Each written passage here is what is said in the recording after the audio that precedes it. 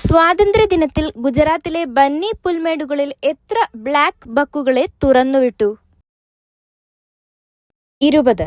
2026 August 15 ഇന്ത്യയുടെ 80ാം സ്വാതന്ത്ര്യദിനത്തോടനുബന്ധിച്ച് 20 കൃഷ്ണമൃഗങ്ങളെ, 5 ആൺമൃഗങ്ങളും 15 പെൺമൃഗങ്ങളെയുമാണ് ആദ്യഘട്ടമായി ഇവിടെ തുറന്നുവിട്ടത്. ഇന്ത്യയിലെ ആദ്യത്തെ ബഹുഭാഷാ സ്പീച്ച് റെക്കഗ്നിഷൻ മോഡൽ എത്ര ഭാഷകളിലും ഉപഭാഷകളിലുമാണ് പരിശീലനം നേടിയത്? 65. ഈ സ്പീച്ച് റെക്കഗ്നിഷൻ മോഡലിന്റെ പേര് ശ്രാവണി എന്നാണ്. ഇന്ത്യയിലെ ആദ്യത്തെ വെർച്വൽ സൂ എവിടെയാണ് ഉദ്ഘാടനം ചെയ്തത്? ഉത്തരം ഇൻഡോർ.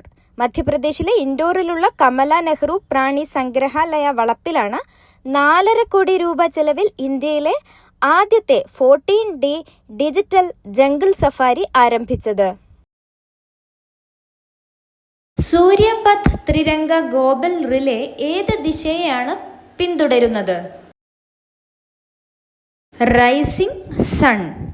ഭൂമിയിൽ സൂര്യൻ ആദ്യം ഉദിക്കുന്ന പസഫിക് ദ്വീപായ ഫിജിയിലെ ഇന്ത്യൻ എംബസിയിൽ നിന്ന് ആരംഭിച്ച ത്രിവർണ പതാക പ്രയാണം സൂര്യന്റെ പാത പിന്തുടർന്ന് ലോകമെമ്പാടുമുള്ള 54 ഇന്ത്യൻ മിഷനുകൾ വഴി അമേരിക്കയിലെ സാൻ ഫ്രാൻസിസ്കോയിൽ അവസാനിച്ചു.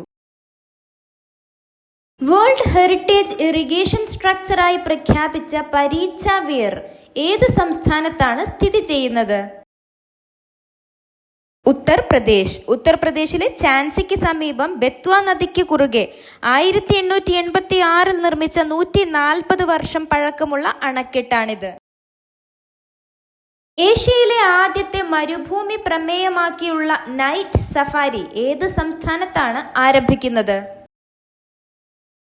ഗുജറാത്ത്. പ്രധാനമന്ത്രിയുടെ രാജ്യവ്യാപക സ്പോർട്സ് ടാലന്റ് ഹണ്ട് ഏത് പ്രായത്തിലുള്ള കുട്ടികളിലാണ് കേന്ദ്രീകരിക്കുന്നത്? 5 മുതൽ 15 വയസ്സ് വരെയുള്ള കുട്ടികളിൽ. 2036 ഒളിമ്പിക്സിന് ഇന്ത്യ ആതിഥേയത്വം വഹിക്കാൻ തയ്യാറെടുക്കുന്നതിന്റെ ഭാഗമായാണിത്. കുറിൽ ദ്വീപുകളിലേക്കുള്ള ആദ്യ സന്ദർശന വേളയിൽ റഷ്യൻ പ്രസിഡന്റ് വ്ളാഡിമിർ പുടിൻ തർക്കത്തിലുള്ള ഏത് ദ്വീപാണ് സന്ദർശിച്ചത്? ഇറ്റുറുപ്പ് ദ്വീപ്. 2ാം ലോക മഹായുദ്ധത്തിന് ശേഷം റഷ്യയുടെ നിയന്ത്രണത്തിലുള്ളതും എന്നാൽ ജപ്പാൻ അവകാശവാദം ഉന്നയിക്കുന്നതുമായ ദ്വീപ സമൂഹമാണിത്.